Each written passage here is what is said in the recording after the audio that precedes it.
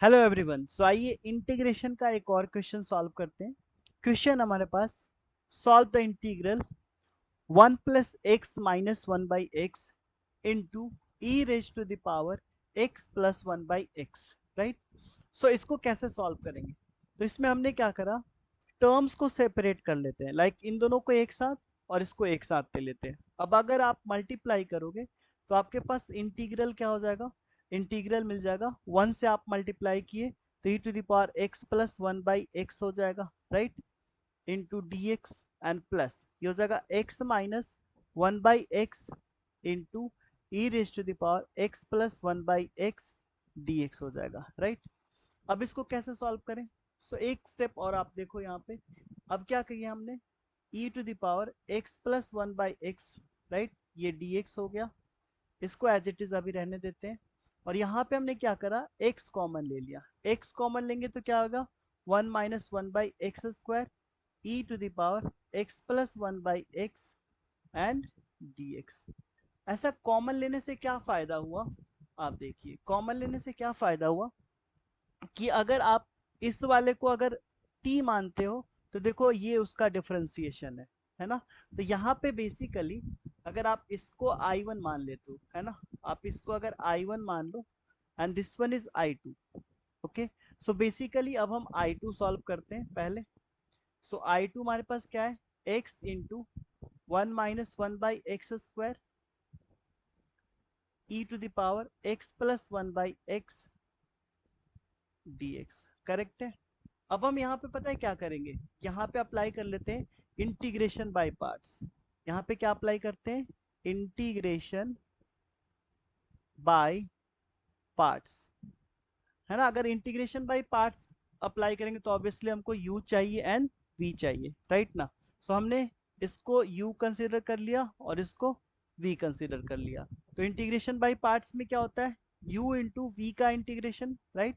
तो क्या लिखेंगे, u that means x into v का इंटीग्रेशन। सो v का मतलब, v क्या है, one minus x square, one minus one by x square e to the power x plus one by x, इसका integration, right, minus d x by d x, d u by d x होता है ना।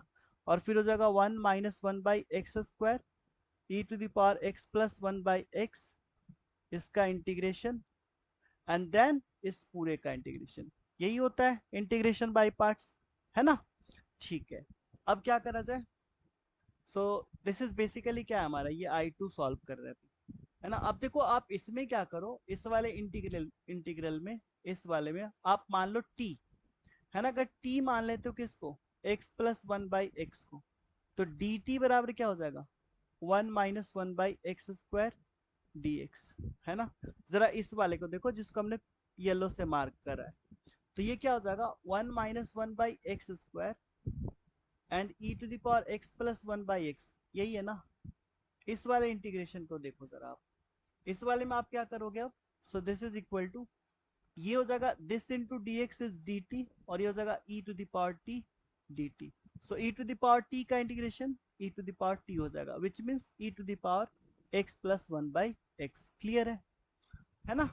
इसका मतलब अब I2 बराबर आपका क्या हो गया, I2 बराबर हो जाएगा x इंटू, इस वाले को आप क्या लिख सकते हो, e to the power x plus one by x, minus इसका डिफ्रेंसिएशन इज वन, और इसका क्या हो जाएगा, फिर से सेम चीज है, तो e to the power x plus one by x and ये आपका dx हो जाएगा, राइट। सो अल्टीमेटली हमारे पास क्या मिला, सो I2 मिल गया अब x into e to the power x plus one by x minus e to the power x plus one by x d x.